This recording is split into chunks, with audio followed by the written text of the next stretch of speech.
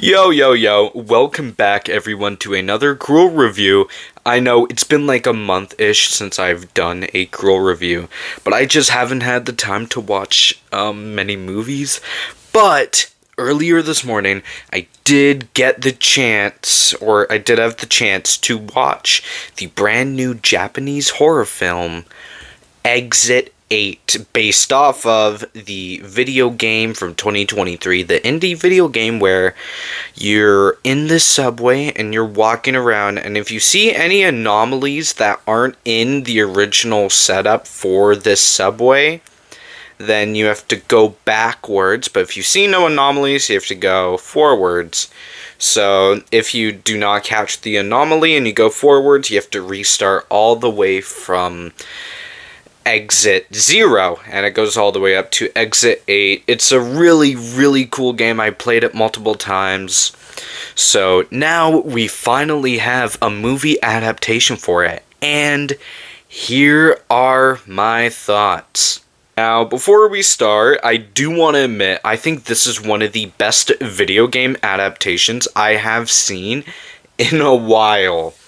I actually put this in my top 5 for 2025 so far.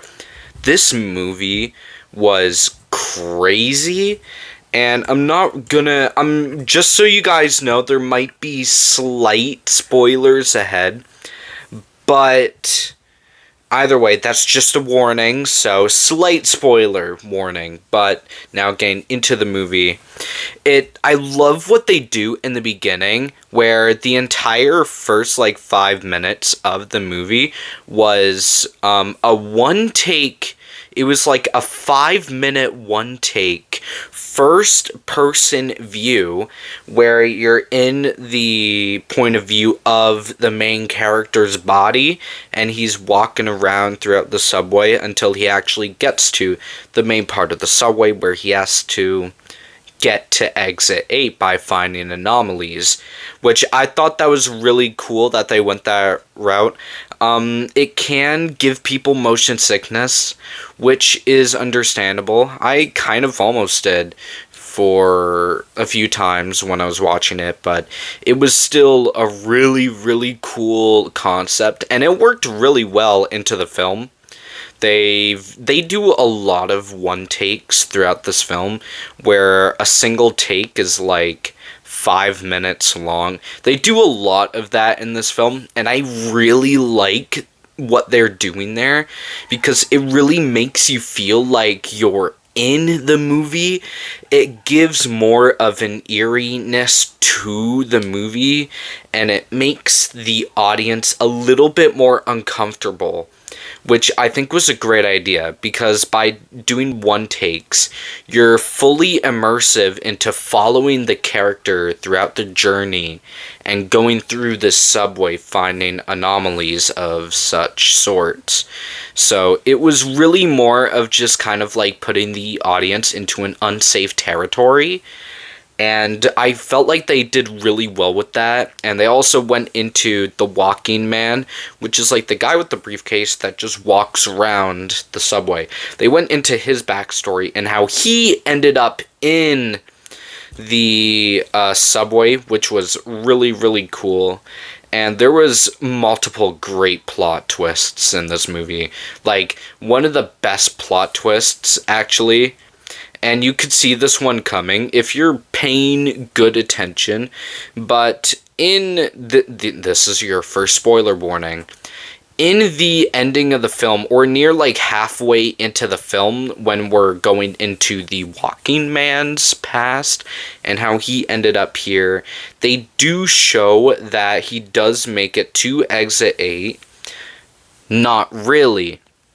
So the thing is, he messed up and he didn't notice an anomaly because he was super stressed out.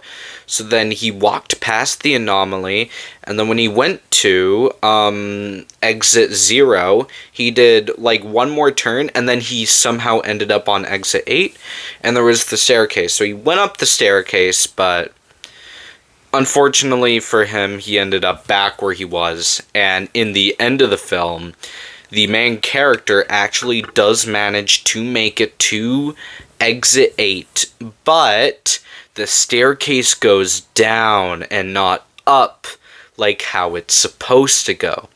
So, when he went back onto the subway, everything that happened on the subway metro train that he was on for the first 5 minutes, that all of the events that happened there happened again, which means that he had to restart from the entire beginning. So that was a really cool plot twist that if you pay attention to it, you would know that that would have been an anomaly, and he didn't pay attention to it. So that means he is still stuck in the loop, and he has to try to beat it again.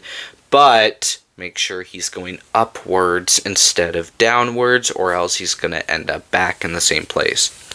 So they might do a sequel to this. I feel like that would be really cool to see him actually try to escape for real, because none of the characters in this movie did manage to escape the subway and make it out of exit 8. So I feel like if they actually do have the main character in this movie escape, it would show what happens after you escape, and I'm very curious to see what happens. Obviously in the game, it just gives you like a news report, like you were found and stuff. So hopefully, because this is a movie, maybe they do an actual sequel where they explain what happens if you escape exit 8 in the movies. So hopefully they do something there. That's going to be super cool if they do actually do a sequel. But overall, many great plot twists. There were a few really eerie moments. A few decent jump scares.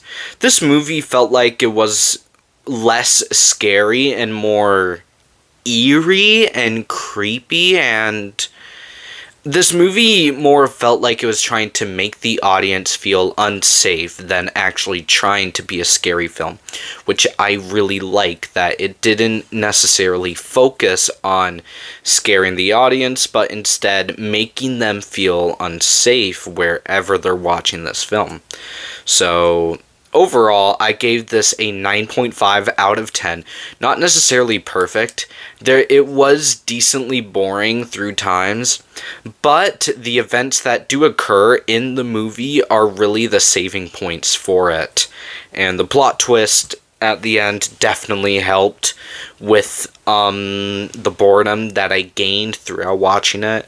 Only a few scenes where I got bored, but other than that, it was a really good movie.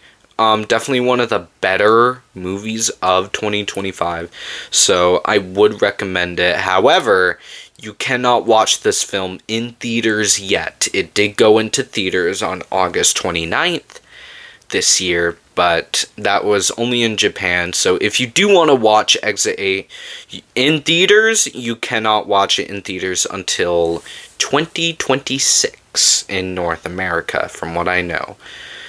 It is playing in Australia and New Zealand, which is pretty cool, but overall, that was my review on the brand new video game adaptation of the viral indie game known as Exit 8. Final score is a 9.5 out of 10. I do recommend this a lot, especially if you're a fan of the game. It really did the game justice, and there were no missing details at all.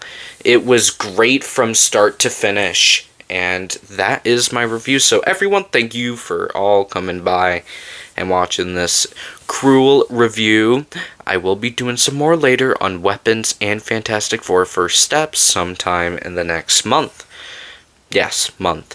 And Strangers Chapter 2 and Conjuring Last Rites. So keep your eyes peeled, guys. Thank you so much for watching. Peace.